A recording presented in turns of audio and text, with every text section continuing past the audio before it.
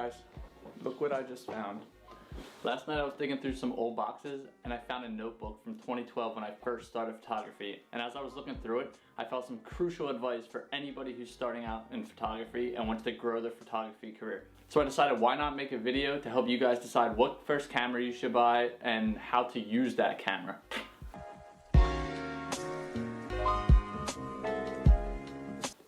What's up guys, welcome back to my channel, and today, yes, we are talking about buying your first camera and what settings are involved with cameras.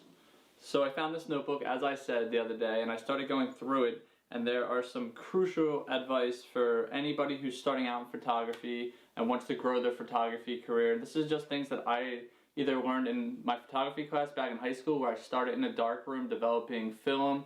We learned about the history of photography, some famous photographers, and then we moved on to DSLR, Photoshop, Lightroom, some notes from that, some notes that I actually just put in the other day that I thought would help you guys maybe buy your first camera. So let's just jump right into it and help you guys maybe decide where you want to take your photography career.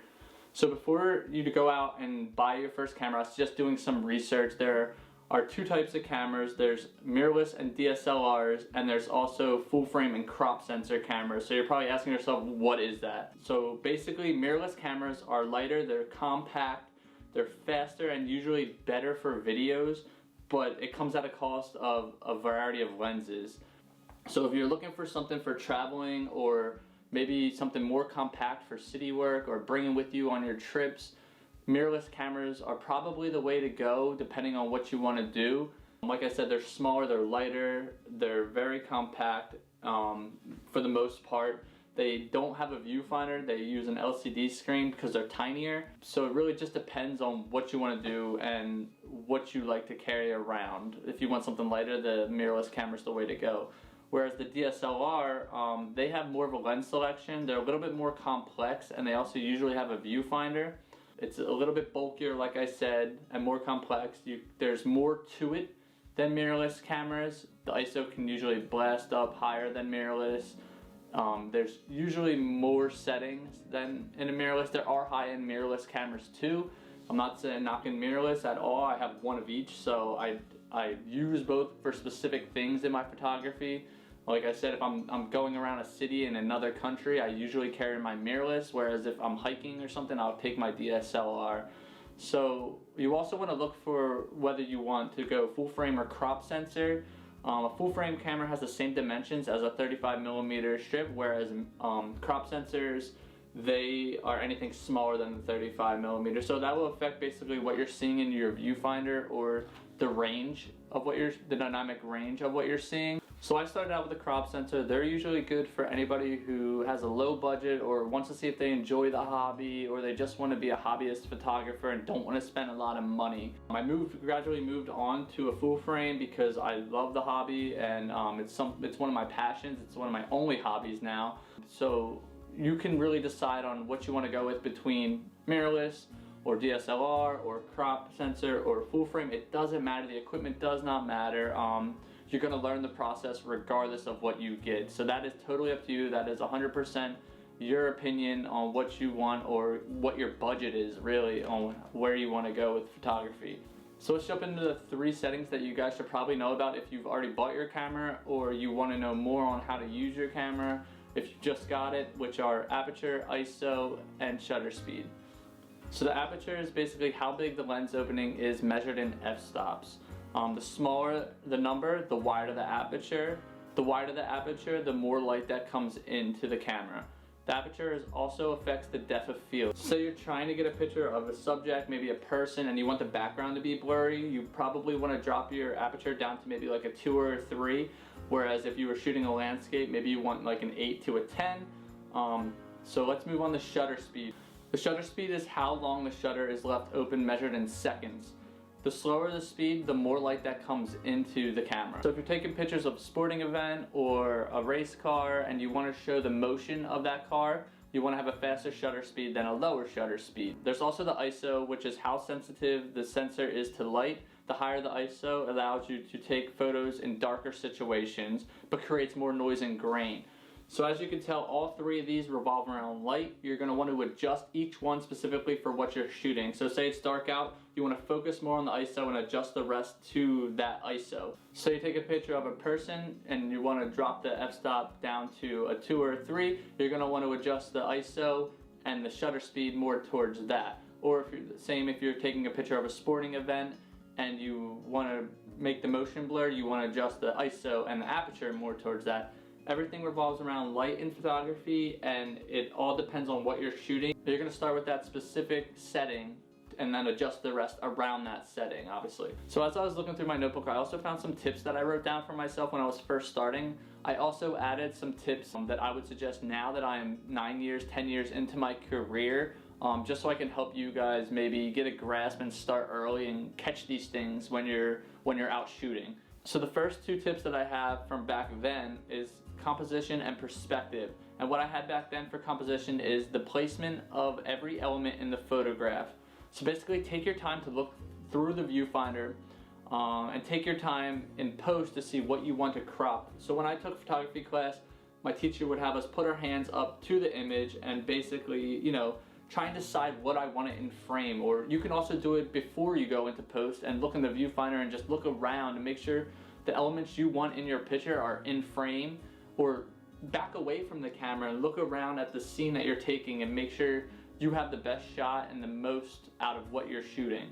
And then for perspective, I have shoot from different points, not always straight on. So if you're standing up and you're looking through the viewfinder, maybe crouch, or maybe go on an angle, or find the best position to get the best composition out of your photograph. Then there are 2 main things outside of the settings and outside of post-production that you can do right away when you're looking through your viewfinder. Some other tips that I wrote down are keep your camera with you at all times. I wrote this down just because as a reminder for me to always carry my camera. When I was in high school, I would have my camera not only because I had a photography class, but I would just have it in my backpack even before a class, just in case something comes up, or just practice shooting. Get out and shoot.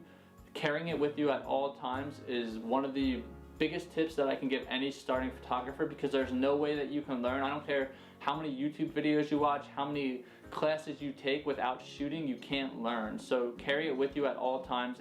You'll definitely see an increase in your photography by doing that. Another tip that I wrote down is make a bucket list of things you want to shoot. And I wrote this down back then, but I actually only started doing it more recently. Maybe because I've been going on more trips, I decided when I go on a trip, I wanted to basically make a bucket list of things that I want to see on that trip and things that I want to photograph and have for myself. Even locally, like go out and you see something, write it down. If you want to go back and shoot it, but you should be carrying your camera at all times, so you should just jump out of the car and do it. But write it down, or if you can't stop, go back and shoot it, and just write it down and keep a bucket list and cross things off as you get it done, and challenge yourself to go out and get those shots. Another tip that I actually wrote down the other day that I talk about a lot is not spending a lot of money on expensive gear when you first start out. Don't blame your gear.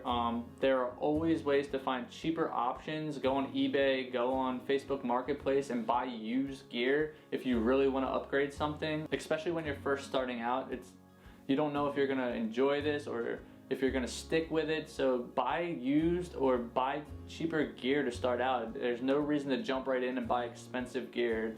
It's not worth it. On top of not going out and buying expensive gear, I also wrote down buying the gear that you need first. So buy SD cards, buy extra batteries, buy a bag, buy a tripod. If you want to upgrade your lens, buy a lens specific for what you want to shoot. So my first expensive lens that I bought was a wide angle 16-35 because I shot a lot of landscapes. So really look at what you need compared to what you want, and go from there. You don't need to jump out and buy all these lenses right away. You're not going to get use out of them if you don't know how to use your camera. So take time to learn the technical things before you go out and move on from that, So I also wrote down learn post-production early. Whether it's Lightroom, Photoshop, or any product that you enjoy using, learn it early. It's not a big deal, but part of the fun of photography is the post-production. So jump in, learn how to do white balancing, learn how to fix the exposure, learn how to fix the highlights and darken the colors, and you have fun with it. It's your creation, and that's part of the fun of photography, is creating something that's for you. everybody can take the same exact picture and come out with different results, and that's part of the fun of photography in my opinion. One of the last suggestions I have, which is a little bit more technical if you don't know what this is, I suggest shooting in RAW and JPEG. So basically RAW files collect more information, so when you do go into post, it has more information for you to basically fix that image if it's overexposed or if it's underexposed. It has more information of the color grading, so that way you can fix that in post. Sometimes JPEG images, they can be fine and you can just go with it and post-productive without any problems, but if you don't have that RAW when you need it, you're going to be pretty upset that you lost that image. So basically I wanted to sit down in this video and convince you guys to go out and have fun with the learning process. Don't get frustrated early on. It is a long road, but like I said, if you get out and shoot consistently and you practice your settings and you have fun with it, you're gonna learn pretty quickly and you're gonna have fun with it, which is the most important part in it. So that's it for today's video. Make sure you like and subscribe. If you have any photography tips that you want me to cover or any photography things that you want me to talk about, make sure you comment in the section below. And also make sure you guys are staying safe out there. I know it's a crazy time. Make sure you're washing your hands and make sure you're practicing social distancing, and we'll all get through this together. So I'll see you guys for the next video. Peace.